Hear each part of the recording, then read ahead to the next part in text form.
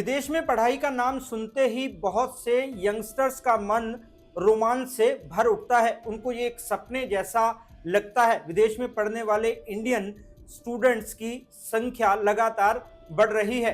एक रिपोर्ट के मुताबिक साल 2024 में हमारे देश से पढ़ाई के लिए विदेश जाने वाले स्टूडेंट्स की संख्या 13 लाख से ज़्यादा थी, जो कि पिछले सालों की तुलना में काफ़ी ज़्यादा है। साल 2022 में 9 लाख, साल 2019 में लगभग 7 लाख स्टूडेंट विदेश पढ़ने गए। इस साल यानी कि 2025 में ये संख्या 20 लाख तक पहुंचने का अनुमान है। कनाडा और अमेरिका हमारे देश के स्टूडेंट्स की पहली पसंद माने जाते हैं। दूसरा, वहाँ नौकरी पाना दूसरे देशों के मुकाबले आसान है। साथ ही पढ़ाई के बाद नागरिकता पाने के रास्ते भी दूसरे देशों जितने मुश्किल नहीं हैं। ये बात अलग है कि बदलती स्थितियों में ये चीज़ें बदलती रहती हैं। ये भी माना जाता है कि अमेरिका की पढ़ाई को ज़्यादा वैल्यू मिलती है। वहाँ पढ़ाई करने के बाद यंगस्टर्स को रोजगार के ज़्यादा अवसर मिलते हैं। इसके बाद यूनाइटेड किंगडम है। इन तीनों देशों में हमारे देश के सबसे ज़्यादा स्टूडेंट्स हैं। ऑस्ट्रेलिया में पढ़ने वाले इंडियन स्टूडेंट्स की संख्या भी काफ़ी है। कुल मिलाकर इंडियन स्टूडेंट 100 से ज़्यादा देशों में पढ़ाई कर रहे हैं। ये भी माना जाता है कि पंजाब से सबसे ज़्यादा स्टूडेंट हायर स्टडी के लिए विदेश जाते हैं। लेकिन सवाल उठता है कि क्या सभी स्टूडेंट हायर एजुकेशन लेकर ही वापस आते हैं। ये सवाल इसलिए उठाया जा रहा है क्योंकि कई यंगस्टर्स अपनी गलतियों के कारण विदेश की जेलों में बंद है। वैसे बात सिर्फ स्टूडेंट की ही नहीं है, बहुत सारे लोग विदेशों में नौकरी करने भी जाते हैं, उनका भी कुछ ऐसा ही हाल है। एक रिपोर्ट के मुताबिक 10,000 से ज़्यादा इंडियन विदेशों की जेलों में सजा काट रहे हैं। रिपोर्टें ये भी दिखाती हैं कि पिछले 10 सालों में ये ग्राफ तेजी से बढ़ा है। हैरानी की बात यह है कि अब लोगों के पास जानकारी के सोर्स ज़्यादा हैं, फिर भी वो विदेशों में रूल तोड़ने से बाज नहीं आते। अभी दिवाली पर ही कनाडा में लोगों ने पटाखे जलाए जिनकी वहाँ परमिशन नहीं थी।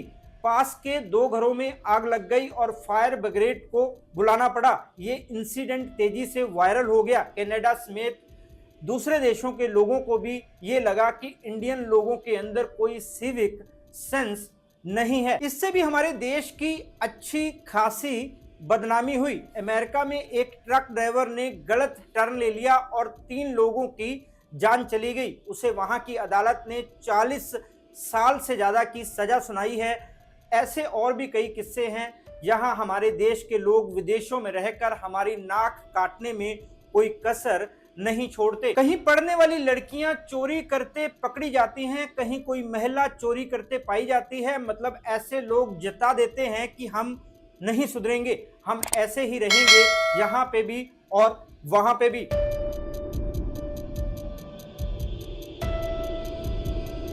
नमस्कार दोस्तों, मैं हूं राहुल राय गुप्ता और आप मुझे डिटेक्टिव गुरु के नाम से भी जानते हो और हम करते हैं देश विदेश में पर्सनल और कॉर्पोरेट इन्वेस्टिगेशन। अगर कोई इंडियन बाहर के किसी देश में जाकर कोई क्राइम करता है, रूल तोड़ता है, जिससे वहां के लोगों को जान माल का नुकसान उठाना पड़ता है, तो ऐसे मामलों में फॉरेन डिटेक्टिव एजेंसियां मुझसे कॉन्टैक्ट करती हैं। वहां की अदालतें, सरकारें ये पता लगाना चाहती हैं कि क्या वो पर्सन क्रिमिनल है, अपने देश में कोई क्राइम करके आया है। अगर उन्हें ऐसा कुछ मिलता है तो उस पर्सन के खिलाफ उनका पक्ष मजबूत हो जाता है। मतलब साबित हो जाता है कि वो इंसान स्वभाव से क्रिमिनल है, उसका बिहेवियर क्रिमिनल है।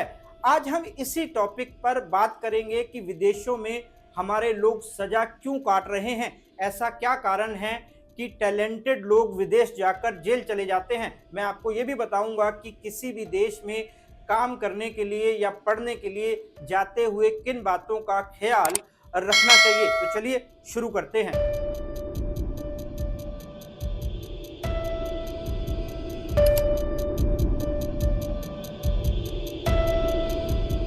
इंडिया के बहुत से यंगस्टर्स को लगता है कि विदेश जाकर वो बड़ा नाम बना लेंगे।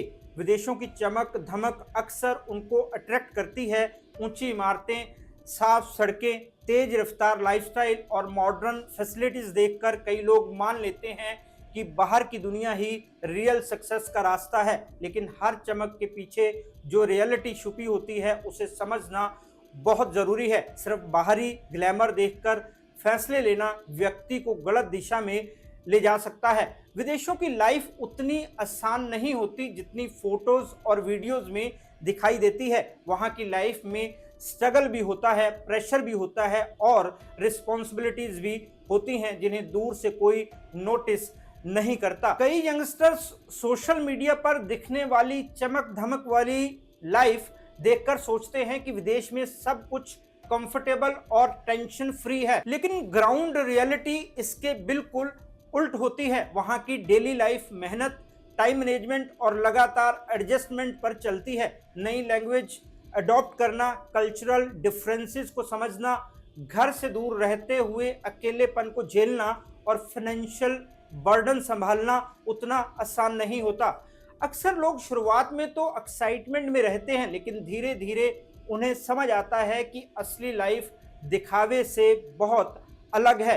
कई बार लोग फॉरेन टैग के पीछे भागते हुए ऐसे कोर्सेज चुन लेते हैं जिनका उनके फ्यूचर गोल्स के साथ कोई कनेक्शन नहीं होता। कुछ लोग बहुत बड़े लोन लेकर ऐसी जगह पहुंच जाते हैं जहां उन्हें अपनी स्किल्स के हिसाब से काम ही नहीं मिलता। सिर्फ विदेश जाने की हसरत से लिए गए डिसीजन आगे चलकर स्ट्रेस और रिग्रेट में बदल सकते हैं। इसलिए समझना जरूरी है कि विदेशों की चमक सिर्फ सरफेस लेवल अट्रैक्शन है।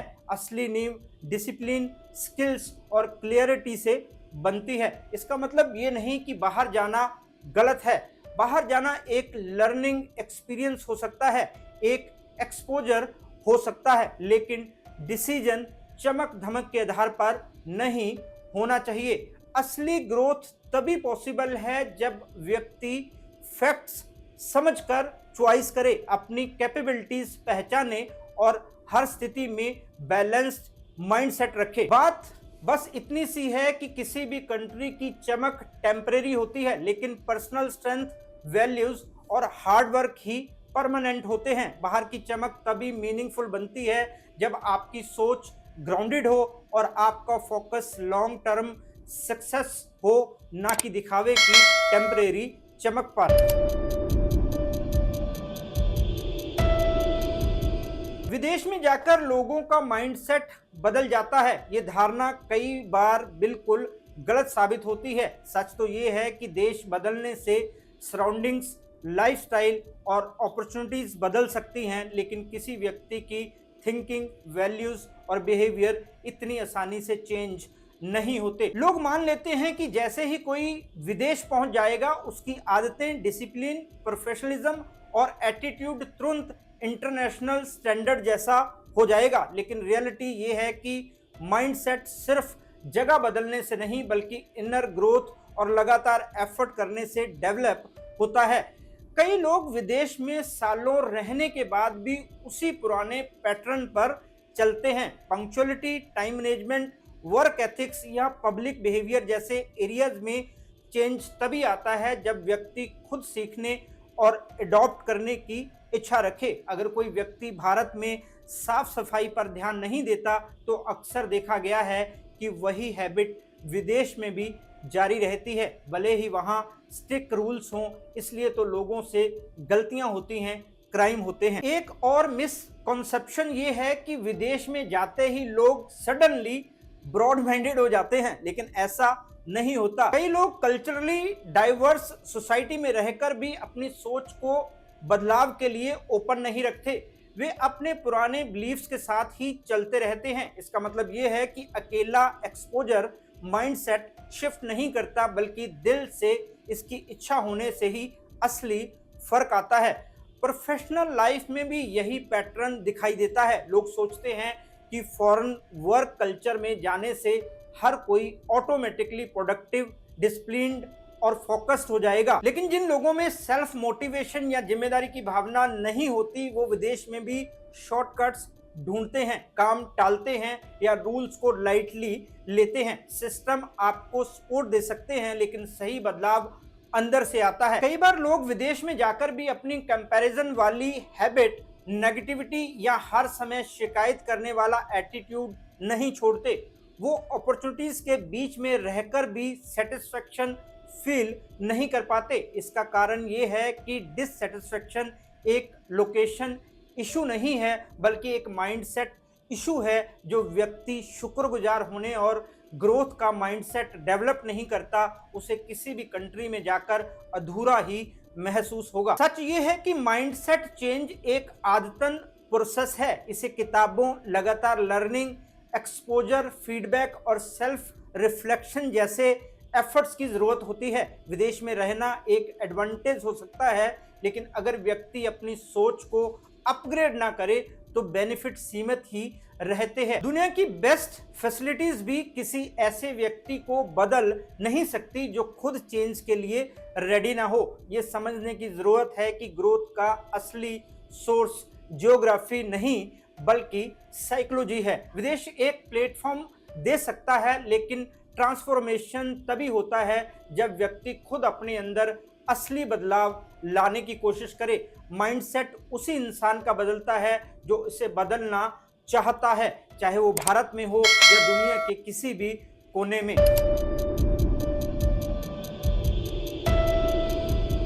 किसी भी देश में गलती या क्राइम करना सिर्फ एक कानूनी मामला नहीं होता, बल्कि जीवन की पूरी दिशा बदलने वाला अनुभव बन जाता है। विदेश में ये तो और भी गंभीर हो जाता है, क्योंकि वहाँ के कानून बेहद स्ट्रिक्ट होते हैं और किसी भी क्राइम पर मिलने वाली सजा अक्सर बहुत लंबी और कठोर होती है। कई लोग सोचते हैं कि छोटी सी गलती से क्या फर्क पड़ेगा, लेकिन फॉरेन कंट्रीज में छोटी सी गलती भी सीरियस ऑफेंस मानी जा सकती है। वहाँ कानून रूल बेस्ड होते हैं, इमोशंस बेस्ड नहीं। इसलिए सिंपैथी की उम्मीद करना बेकार है। जब किसी व्यक्ति को विदेशों में किसी क्राइम के कारण लंबी सजा मिलती है तो इसका बड़ा असर उसके परिवार पर पड़ता है। उसके घर वालों को सोशल प्रेशर, शर्मिंदगी और इमोशनल स्ट्रेस का सामना करना पड़ता है। विदेश में सजा होने पर फैमिली हेल्पलेस महसूस करती है, क्योंकि वो डिस्टेंस, लैंग्वेज बैरियर्स और मुश्किल लीगल प्रोसेस के कारण सीधे मदद भी नहीं कर पाते। लीगल फीस, पेपर वर्क और आने जाने के खर्चों की वजह से परिवार पर आर्थिक बोझ आता है। विदेश में क्राइम की सजा भुगत रहे व्यक्ति के कैरियर, रेपुटेशन और फ्यूचर की संभावनाएं लगभग खत्म हो जाती हैं, क्योंकि क्रिमिनल रिकॉर्ड इंटरनेशनल लेवल पर हमेशा एक परछाई की तरह साथ चलता है।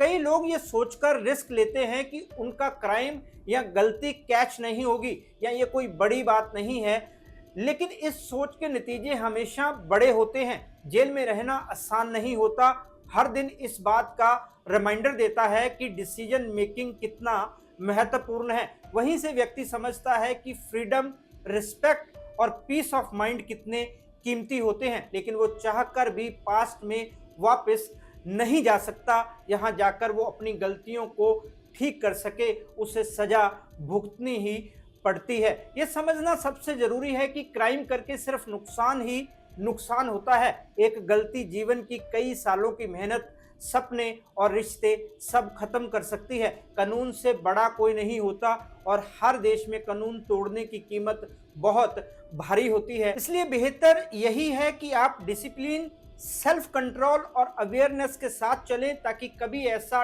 टाइम ना आए जब आपको अपनी ही गलतियों की वजह से लंबी सजा काटनी पड़े।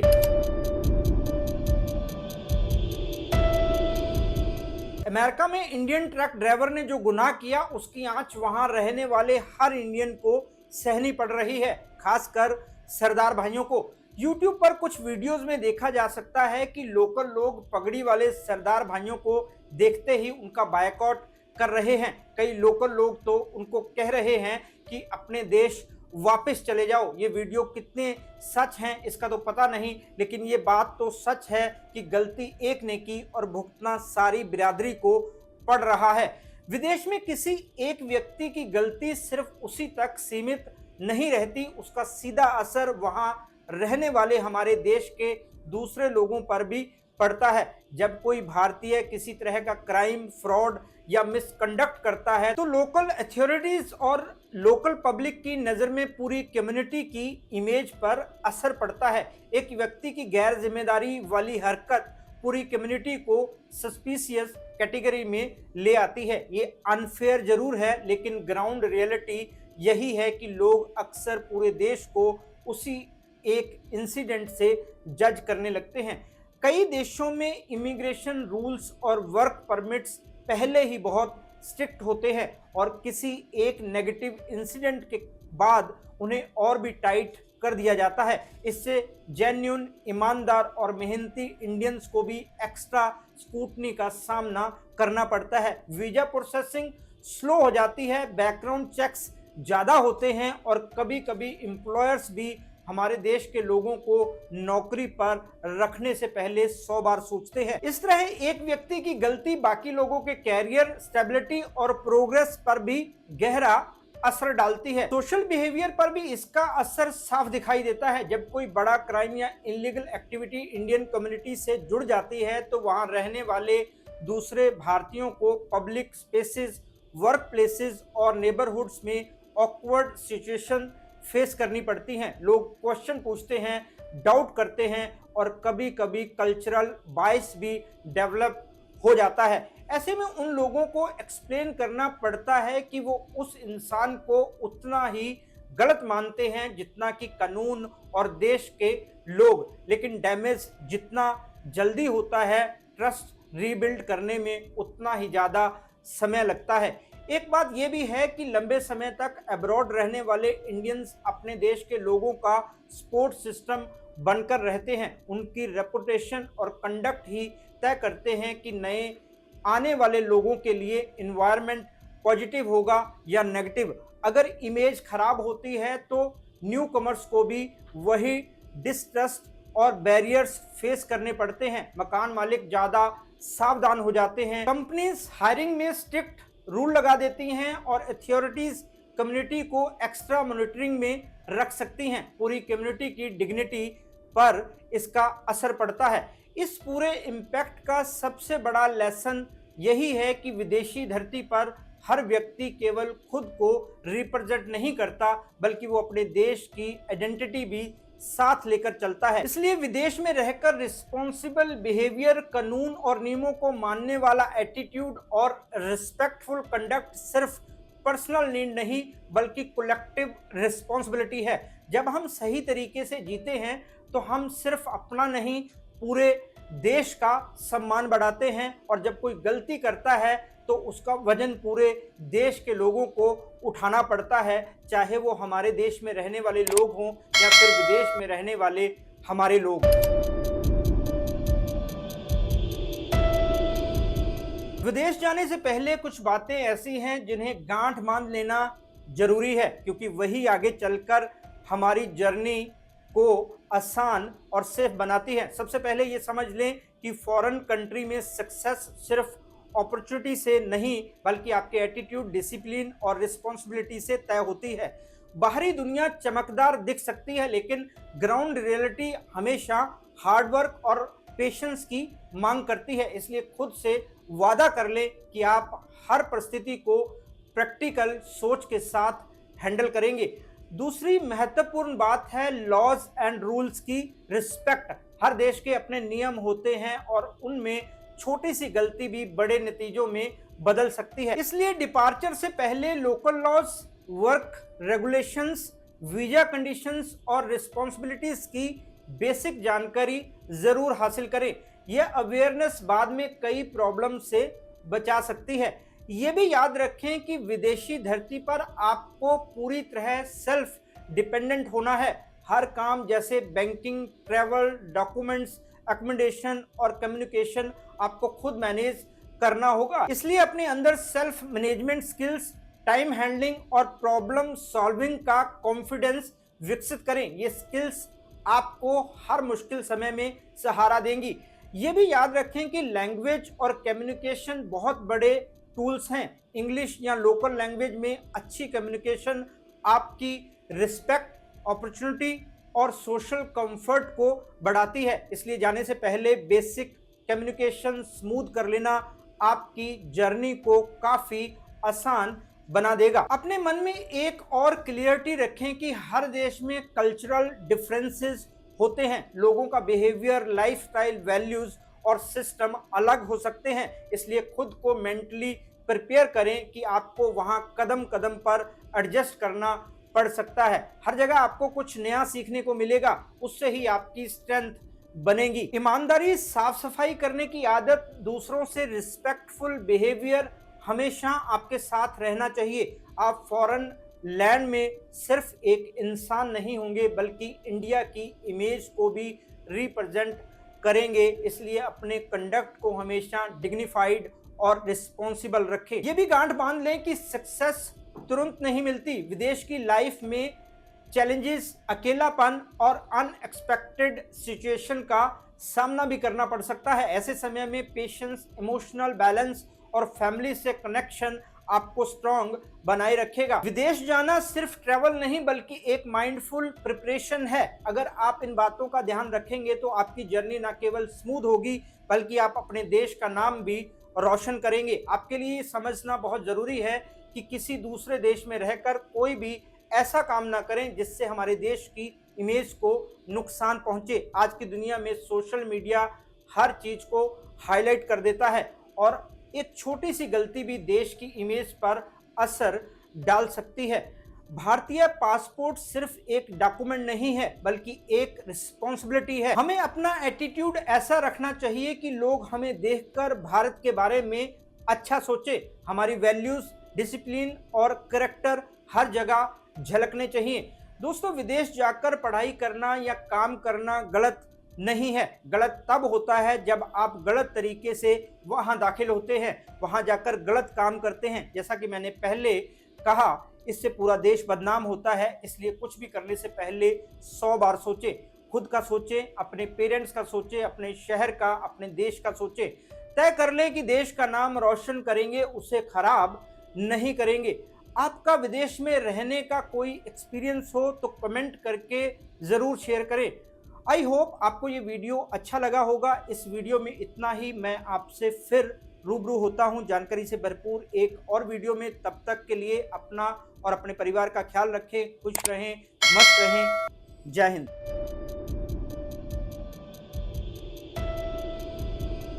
Detective Guru